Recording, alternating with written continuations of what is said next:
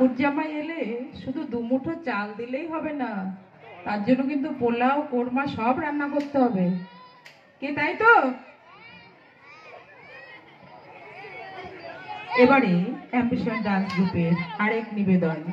যদিও এটা আশ্বিনের মরশুম, কিন্তু আমরা একটু হারিয়ে যাই ফাগুনের মোহনায়।